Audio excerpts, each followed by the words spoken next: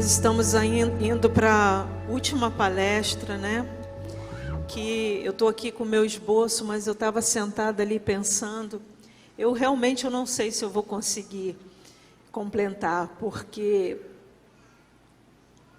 é muita vitória. Vocês não têm noção do furacão que passou sobre a minha vida e do tempo que eu levei para reconstruir. E eu acho melhor eu usar apenas o versículo da mensagem que eu tinha programado e fazer um bate-papo, que eu acho que existem coisas que nem meu marido sabe. E eu tenho certeza que Deus vai operar da mesma forma, porque Deus opera no meio da sinceridade, e eu vejo quantos casais estão aprisionados, lutando dentro de uma rivalidade e às vezes não sabem nem o porquê. E eu gostaria de ler o versículo que eu separei aqui, que está no meu esboço, que se encontra em Gênesis 21, versículo 6, que diz o seguinte: Sara declarou: Deus me fez sorrir. Todos ficaram sabendo do que aconteceu e vão rir comigo. Feche seus olhos.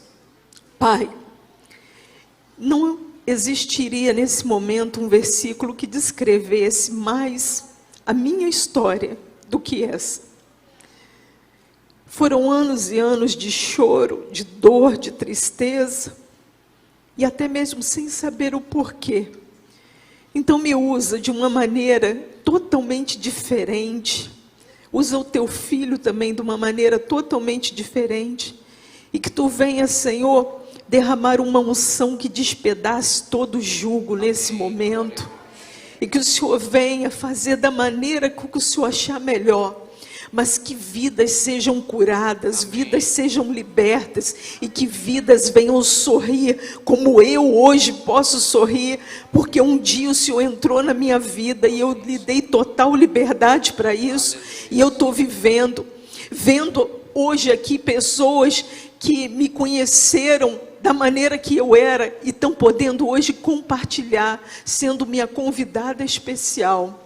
Senhor, é muita honra para a minha vida, e eu não tenho palavras para descrever tudo isso, e que essas pessoas que estão nos acompanhando em casa, eles possam ser impactados pelo poder de Deus, em nome de Jesus, amém. Você quer um banco ou você quer ficar de pé? Fala, pode escolher? Pode escolher, eu só cheguei e achou que eu estava ficando velho, né? Pedi um banquinho para o velhinho, só por causa do cabelo branco. Não precisa. Então, quando eu olho para esse versículo, ele descreve totalmente aquilo que eu vivia. Eu não fui estéril fisicamente, mas as minhas emoções, devido ao furacão que passou na minha vida, deixou muitas questões a serem resolvidas. E eu olho como Sara e Abraão, que nem tinham seus nomes mudados, e o Senhor olha para Abraão e fala: eu quero ser seu amigo. E Deus quer ter uma intimidade com Abraão, e Deus chama Abraão para ser pai de uma nação. E eu fico olhando para a minha vida, Cláudio, para a sua vida. Hoje, a gente basicamente é pai e mãe dessa igreja, de muitos aqui na igreja, né, espiritualmente falando. E nós não tivemos referência nenhuma da nossa família. Tudo que a gente teve foi destroços. Eu não sei como é que foi a vida de Abraão, como é que foi a vida de Sara, mas a palavra de Deus diz que quando Deus fala com Abraão: sai da tua terra, sai do meio da tua parentela, vai para uma terra que eu te mostrarei. Quando Deus fala isso com ele, Sara era estéril. E Sara larga tudo e vai com Abraão. E nessa caminhada, eles tiveram muitos altos e baixos, como nós tivemos, né? Nós começamos a nossa família. Hoje eu vejo para você e vejo para mim também, porque hoje eu me sinto mais inclusa no seu ministério. Quando eu olho para a nossa vida, a gente sem referência nenhuma familiar, e hoje as pessoas olham para a nossa família e se espelham na nossa família, e nós sempre deixando muito bem claro que nós não somos família perfeita. Né? Nós temos o nosso altos e baixos, às vezes a gente brinca, e é verdade, às vezes a gente levanta, olha para a cara um do outro, e é tudo muito amor, tudo muito carinhoso e tal, mas tem dia que a gente olha um para a cara do outro e dá vontade de matar, rosna um para o outro, é uma coisa incrível, sabe? Aí isso é bipolaridade? Não, isso é uma família normal. Uma família que sabe lidar com as diferenças. E eu acredito que Sara e Abraão também tinham essas dificuldades. Porque quando a Bíblia está falando de Sara e Abraão, eles moravam em Ur dos Caldeus, era uma cidade magnífica. Tu imagina uma mulher que é estéril, que já está frustrada, porque todo mês uma tentativa, e até que ela envelhece e ela vê que o sonho dela jamais vai se tornar realidade aos olhos humanos, e quando ela olha para aquilo tudo, e ainda chega numa determinada idade, ela vai sair para uma terra que ela não sabe aonde, não sabe o que é, do meio da sua parentela, ou seja, daquela zona de conforto que ela estava vivendo, para viver, sabe Deus aonde. E é aquilo que eu estava falando, vai ter momentos que a gente vai ter que sair da nossa zona de conforto. E se Abraão, ele insistisse na sua zona de conforto, e se Sara falasse assim, não, mas aqui eu tenho toda uma estrutura, aqui a gente está no meio da parentela, enfim, vai ter momento que a gente vai precisar sair da nossa zona de conforto, vai ter momento que a gente vai ter que arriscar. E o que mais me chama a atenção é que Abraão, né, o pai dele era idólatra, fabricava santo, então ele não tinha uma intimidade com Deus, assim como muitas vezes, quando nós entramos, como começamos a nossa caminhada espiritual, a gente não tinha muita intimidade com Deus, e a gente não tinha pessoas para falar, vai por aqui. E olha o que Deus está fazendo na nossa vida hoje. E tem muito mais. Eu me lembro das promessas que Deus fez na sua vida, e eu olhando, e eu falando, meu Deus, e Ele fez muitas promessas na minha vida também, só que dentro de mim tinha um vazio, eu me sentia estéril. Quantas vezes na minha vida eu passei a noite chorando, enquanto você dormia, não sei se você sabe disso, porque eu não me encontrava naquela história que Deus estava projetando para você.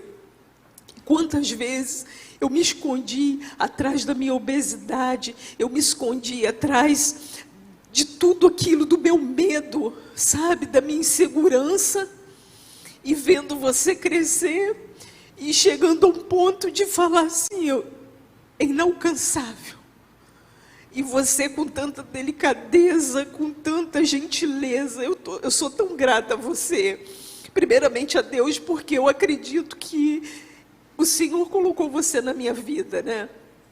E eu sou muito grata pela sua gentileza, por esperar o tempo do meu amadurecimento, por nunca me obrigar, você tem que ir à igreja, você tem que assumir o ministério de mulheres. Não, foi um amadurecimento. Sabe, eu olhei e eu falei assim, eu preciso mudar de vida, eu preciso reconstruir, eu preciso falar para as mulheres que por mais doloroso que a vida tenha sido para você, por mais perdas que você tenha tido na sua vida, você precisa reconstruir, você precisa arrancar os lixos, você precisa tirar os destroços de cima de você, você precisa se reerguer. Porque Deus não nos chamou para ficar no chão. E às vezes, Deus coloca pessoas maravilhosas ao nosso lado. Eu não sei qual é o seu estado civil hoje, mas eu quero te dizer, você que está aí também, eu quero te dizer que você faz parte da história desse homem. Às vezes você imagina que não faz, mas você faz sim. E muitas vezes eu ficava agressiva comigo mesma, achando que eu não cabia dentro da história dele. Mas Deus, ele é apaixonado por família. Foi Deus que formou a família. E quando Deus fala com Abraão, ele estava chamando Sara. O que você tem a dizer sobre isso? Bom, agora eu entendi porque que estava pedindo no banco. Porque eu quase caí aqui com a declaração dessa.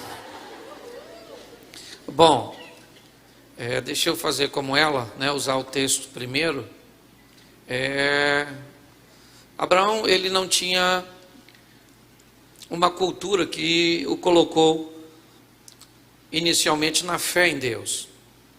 E é por isso que ele leva Ló com ele, porque Ló é meio que uma saída de emergência para Abraão, certo? O que ele está pensando ele é meu sobrinho, ele é órfão e eu vou adotá-lo já que Sara é estéril. Se tiver algum percalço no meio do caminho, a promessa se cumpre, certo? Sendo alguém da minha família. Mas quando Deus diz a Abraão que ele seria pai de uma grande nação, inevitavelmente Sara estava inclusa.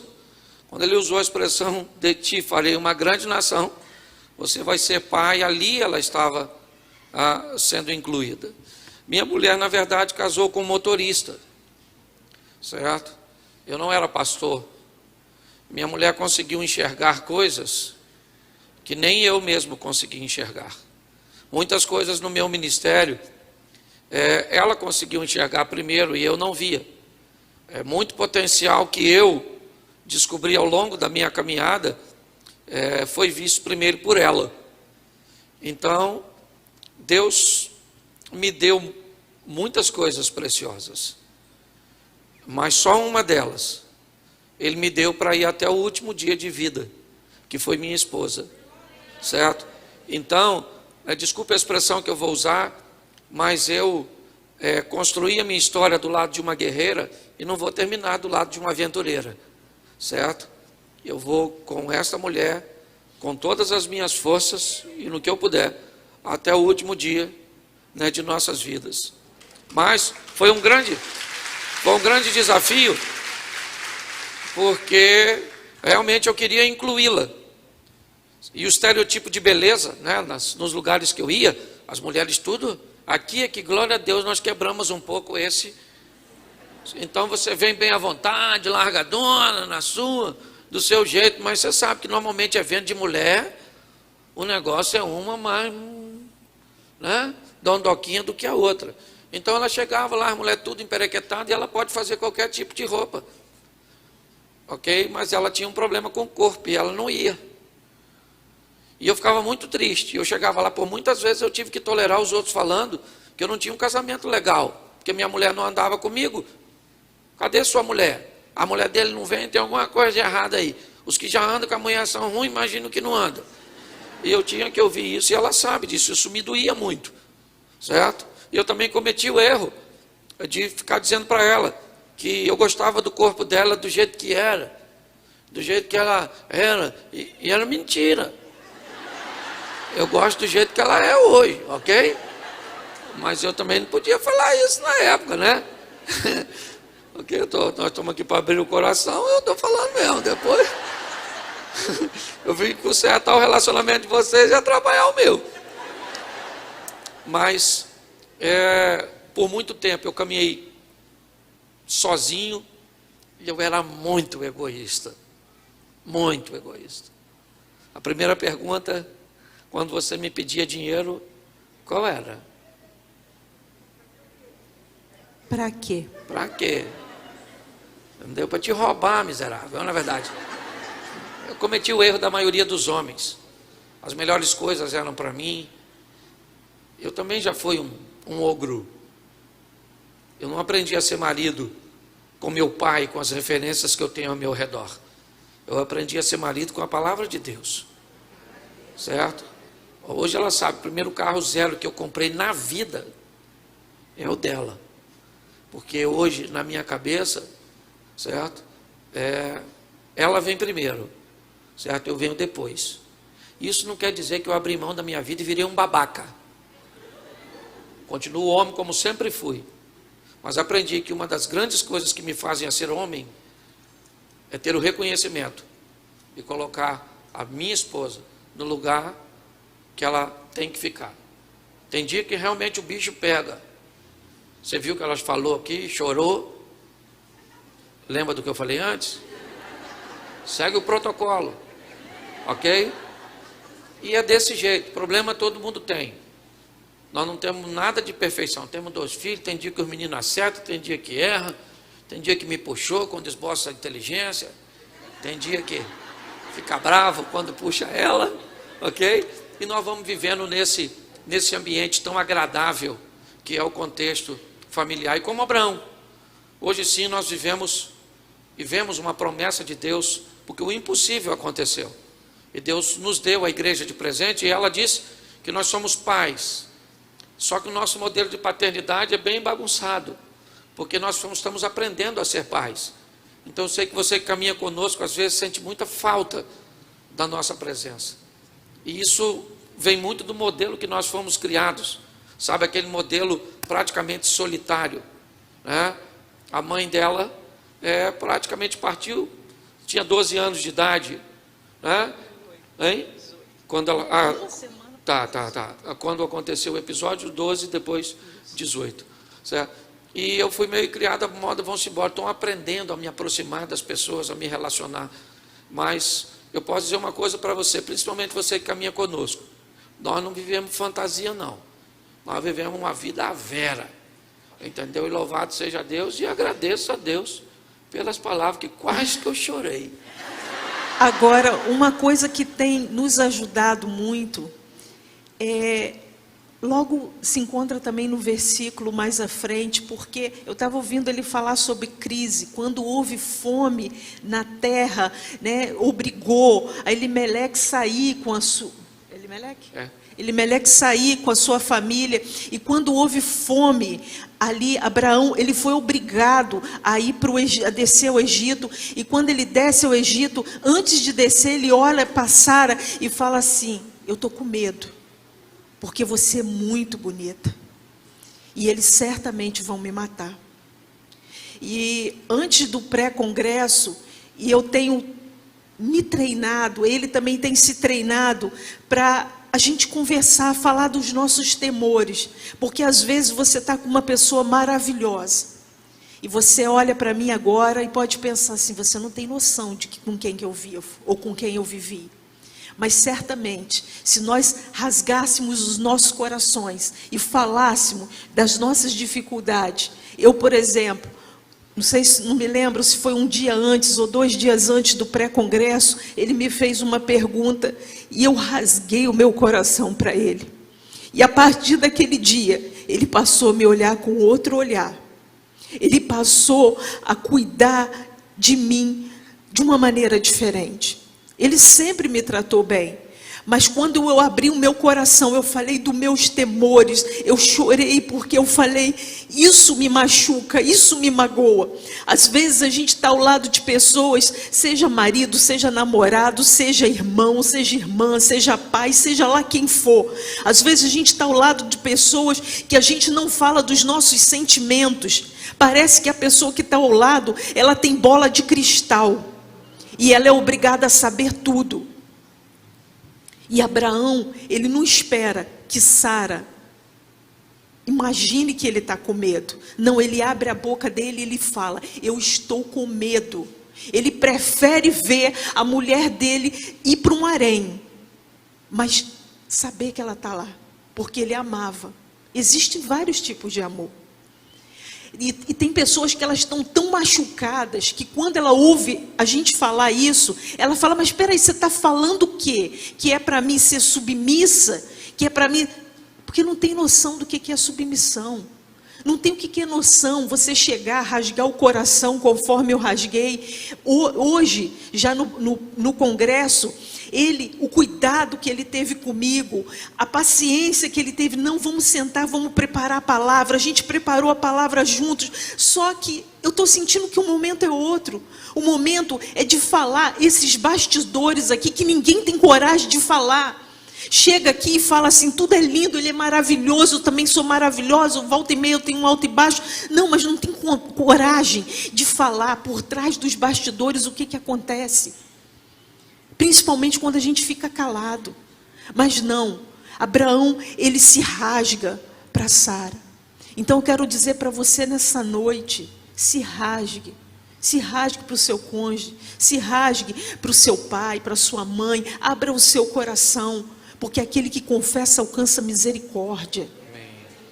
Deus, ele vai te proteger, Ele vai guerrear a teu favor, a partir do momento que você é sincero, a partir do momento que você abre o teu coração, a partir do momento que você se expõe. Você não precisa de ter medo, porque Deus vai cuidar de você. Mas tem pessoas que elas estão tão machucadas, tão feridas, que ela acha que ela não tem que fazer isso, porque ela vai dar moral para o outro. E ela acaba se enfiando numa bola de neve, e ela não consegue reconstruir, ela não consegue avançar. O que você diria sobre Abraão nesse momento? Eu acho que uma das maiores dificuldades do homem é assumir suas fragilidades. Muitos de nós, muitos maridos estão enfrentando crises em ambientes corporativos horrorosos, enfrentando um chefe opressor, enfrentando uma exigência de produtividade. O ambiente está sufocante. Ou às vezes ele está sendo aliciado por uma mulher no ambiente de trabalho. Mas poucos homens têm coragem de chegar em casa e dizer para suas esposas o que estão dizendo, ou o que está vivendo, o que está acontecendo. Na verdade, eu já preguei uma mensagem sobre isso, que o tema era nudez, falando sobre a importância de ficar nu um perto do outro. Enquanto Adão e Eva estavam nus, eles viviam muito bem. O problema foi o dia que Eva começou a se vestir. Ela ainda continuava nua fisicamente, mas ela estava vestida emocionalmente. Ela começou a sonegar informações daquilo que sentia, do desejo que estava nutrindo por uma árvore, por um fruto. E muitas vezes isso acontece conosco. Nós temos medo de falar de nossas deficiências, de nossas debilidades, de nossas fraquezas, de que um homem bonito está olhando para você. Você não falaria isso para seu marido. E o pior, você está gostando porque a crise que você está vivendo no seu casamento está te expondo a isso. Ou você está tendo algumas necessidades. E por que é que nós não falamos? Porque temos o mesmo, ou a visão de que pode acontecer conosco o que aconteceu com Noé, lembra? Quantas vezes Noé viu seu filho Cã pelado, nu, na vida, mas bastou aquele menino uma vez entrar na tenda e ver seu pai nu, que foi lá fora e contou para os outros. Às vezes nós não abrimos o nosso coração porque a vida é muito solitária, sabe? Nós temos medo de ver nossa intimidade exposta. Eu acho maravilhosa essa palavra, porque nós estamos falando do pai da fé. O cara, Abraão, foi um cara extraordinário. E para mim, uma das coisas que faz dele extraordinário não é simplesmente ir lá oferecer seu filho, é chamar a sua esposa e dizer: querida, eu estou morrendo de medo, sabe? Eu preciso da sua ajuda nesse momento. Então, para mim, eu aprendi uma grande lição, sabe? O dia que eu fiz o exame e que tinha a possibilidade de ter câncer, eu fiquei introvertido, fechado, e não queria falar com ela, e estava com medo de fazer o exame e dar positivo, e eu abri meu coração para ela. Ela ligou para um médico amigo para marcar uma consulta para que eu fizesse, porque eu estava com medo. E muitas vezes a minha postura, sabe, um pouco mais rude, fez com que ela sonegasse informações, porque muitos de nós, às vezes, homens, arrumamos problemas por tão pouca coisa, que tem mulher que tem que comprar as coisas escondidas no cartão dos outros, para dar uma pernada no marido, não porque está comprando algo supérfluo, porque está comprando algo necessário, mas não pode comunicar a ele, porque ele sempre vai adiar, porque ele nunca parou para ouvir. Então eu diria hoje, fique nua para seu marido, para seus filhos, para seus pais, dizendo realmente. É lógico que você não vai ser compreendida inicialmente, até porque essa não é uma prática muito comum, mas ao longo do tempo vai se construindo esse tipo de relacionamento. Essa é uma passagem de Abraão que me emociona muito, porque, e fala muito comigo, porque ele realmente abre o seu coração, algo que não era muito comum, nem naquela época e nem hoje.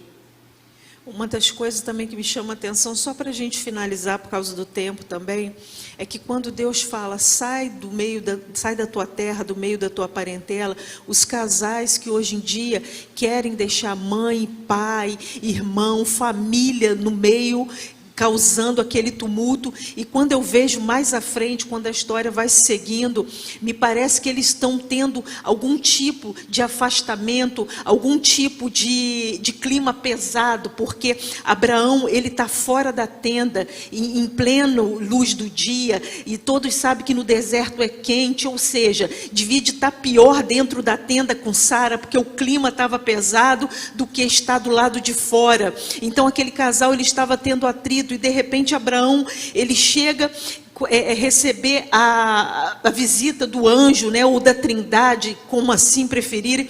Ele recebe aquela visita e o anjo pergunta, aonde está a tua mulher Sara? E ele fala, ela está aí, porque ela estava escondida, ouvindo. Por quê? Porque ela não se sentia fazendo parte. Então, ela chega a dar Agar, né, como para gerar o filho. E uma das coisas que eu paro para pensar, ao invés de você dar aquilo que você acha que a pessoa precisa, ou que a pessoa merece, que você trate de saber, como as pérolas aos porcos, como você mesmo já falou sobre isso, né? Então, a necessidade que a gente tem de saber sobre isso. Na verdade, nós vivemos por muito tempo debaixo da expressão, faça ao outro o que você gostaria que fosse feito a você.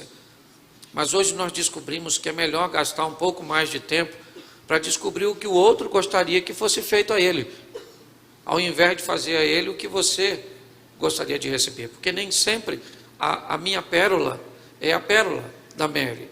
Eu, por exemplo, eu sou rural, ela é urbana. Eu gosto de esporte, ela gosta de filme, nós somos... Então, se eu chamá-la para... Pensa num casal diferente, muito diferente. Eu gosto de escuro, ele gosta de claro. A luta que é para dormir. Hoje eu dei uma pernada nele, porque a janela estava ali, aquele raio de luz. Você viu que eu dormi no seu lugar hoje, né? E deixei a luz batendo no seu olhar, para você sentir o que é. Foi de propósito.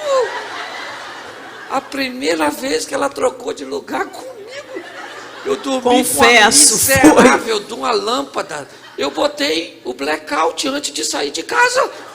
Olha como é que Deus opera, a gente está vendo.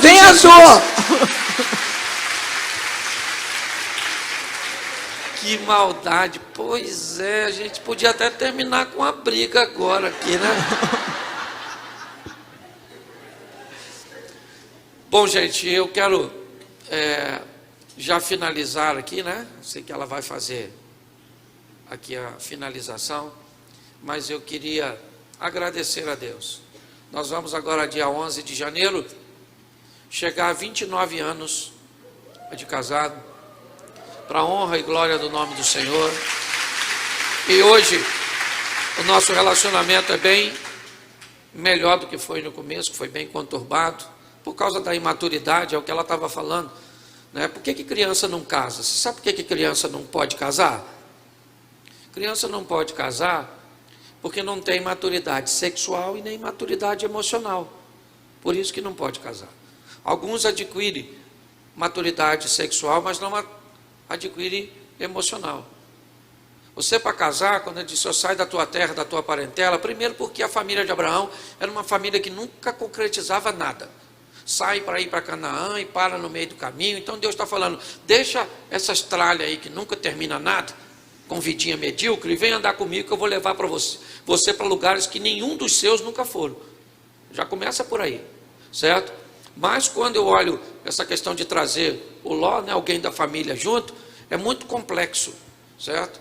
Pessoas que se casam e quer levar mamãe junto. Mamãe é linda, te botou no mundo, é estranho. Mas casou, mamãe, atriz coadjuvante. O principal agora é a esposa, é o marido. É doloroso falar isso, né? E agora eu tenho certeza que você está pensando na sua sogra. Mas não é dela que eu estou falando. Eu estou falando de você como sogra.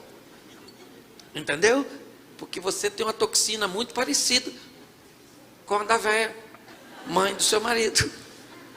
Então, entenda bem, amadurecer, certo? É muito importante. Eu costumo dizer, e encerro aqui, que quem vai viver junto por muito tempo, vai ter que ver depois de muito tempo de jornada, uma mulher ter que dedicar uma boa parte de seu tempo para cuidar de seus pais. Às vezes uma parte dos recursos financeiros terão que ser canalizados para seu marido pagar o plano de saúde de seu sogro ou da sua sogra. E ele tem mais 5 irmãos e nenhum deles coloca a mão no bolso. E você, ao invés de querer que eles ajudassem, você quer que seu marido se comporte como eles. Mas eu aprendi uma coisa: cônjuges que cuidam de seus pais na velhice, também vai cuidar de seu cônjuge. Então nosso propósito aqui, nós não temos poder para mudar seu passado, mas nós temos poder para influenciar seu futuro. Então saia daqui, numa das minhas mensagens eu disse, nós não queremos controlar sua vida. Não. Nós queremos apenas direcionar seu voo. Dar direção. Voe, mulher, vai viver o incrível, porque o negócio está na moda. Está na moda, a mulher tão em alta, empoderada pra caramba. Certo? Louvado seja Deus, mas não faz besteira não. Porque o homem ficou empoderado e fez besteira. E está aí, nós estamos sofrendo pra caramba. Então acho que vocês são mais inteligentes um pouquinho, erraram na escolha do marido, mas isso é fácil de consertar. Certo? Só você que acertou. E eu agradeço a oportunidade, porque eu estou acostumado a pregar em outros lugares, assim, congresso dos outros, mas minha mulher me chamar para pregar no congresso dela. Então, querido, quero ir com você até o último dia da minha vida. Fique cada vez mais bonita, certo? Eu te amo. Tenho planos para nós hoje ainda. Deus abençoe.